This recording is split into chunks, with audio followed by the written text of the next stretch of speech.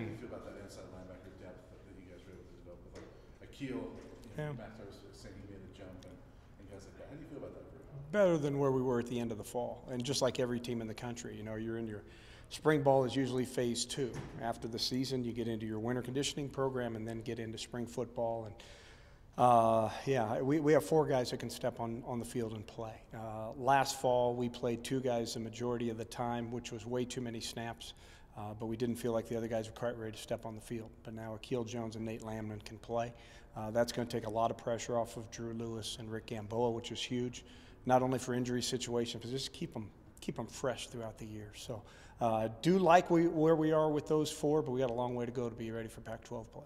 Would you rather not have a guy play 800? Yeah, no questions, because the season just gets so long, and hopefully you're playing into the postseason, and if you're playing 13, 14, 15 games, that really wears on them. And it did. It wore on us. We had to replace Drew late in the year with Nate because his body was just beat up and he couldn't hit it in there like he needed to. I'd love to be able to play 4 guys, and right now we feel we can do that, so hopefully we can. Is the other benefit to that it keeps the competition up and keeps fresh on those seniors? Yeah, the good thing about the 2 kids that played all last year, though, they pushed themselves. You know, it wasn't hey, I know I'm going to play, so I'll take it easy. I think those kids went really hard in practice and also in the games. But yeah, anytime you get competition, it helps. Drew Lewis said he feels like he's got a better grasp of the defense this spring. Has it shown up? Yeah, it has. We're trying to get him to become more vocal in the defense. Rick can coach every position out there, and he can take charge of the entire defense.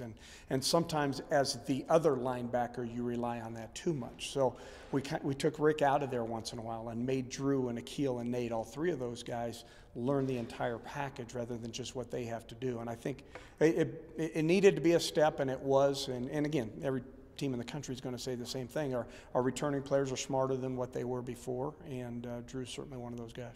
What's the next step for Nate Lamnon? Is it pass coverage? It's a little bit of everything. It's reads. It's understanding what everyone else does.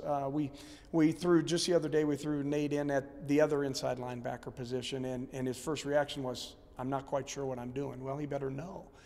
Because that guy is going to be doing the opposite of what you do, so you need to know what each guy's doing. So the mental game, certainly his coverage aspects are okay. We know he can thump. You know, he won the toughest player on the team award in their spring awards. We know he can do that, but he just got to be a more well-rounded linebacker. But he'll get there. He's got tremendous focus, tremendous work ethic. People talk about linebackers that just have a nose for the ball. Is Nate Lamnon one of those guys? Nate does. Seems like he's always around. In the running game, you have a situation where you're responsible for some gap, you know, depending on what defense we're in, depending on what schemes. Nate can find that, and if there's no threat of the running back, he can get out of there and get to the next gap and go make the play quickly, which is good. Sometimes, though, he's too aggressive down there, and sometimes play action. Sometimes he gets his eyes in the wrong spot and tries to do a little bit too much. But the old saying is it's a lot easier to say whoa than giddy up. You know, so I'd much rather have a guy that's aggressive that you got to teach, hey, we can't hit that as fast because you're going to get creased over on this side. But yeah, he's definitely the guy in the linebacking core that you notice that can hit things right away. Ben Deese hasn't been out there practicing. How's his progression as far as the mental aspect? Okay, but unfortunately it's not a video game. You know, you ask him questions out on the screen, and the majority of the time he gets the right answer. But he's got to get those reps, and it's just too bad because I think he's going to be a heck of a football player for us. He's getting bigger. He's putting on more weight, which is good. Really excited to see what he can do, hopefully pretty soon. And he'll be ready by the fall. Yes, exactly. Yeah. It was a tough spring for him to miss because it would have been nice to have him rotate in there with those 4 guys too and see what he can do. But great attitude, worked his tail off, great kid. We just need to get him reps. So special teams wise, just coming out of spring, I know things can change in the fall, but do you have leaders in the clubhouse as far as kick return, punt return? No, not yet. Returner wise, we worked so many, you know, this spring. I don't know who's going to be back there and do that. But the good thing is you have some options. Maybe that's going to be a rotational basis too. We got some guys coming back that have done it a little bit in the past, but we also have some recruits that are really, really good in space. So that's going to be a work in progress yet. Not quite sure what we're going to do there.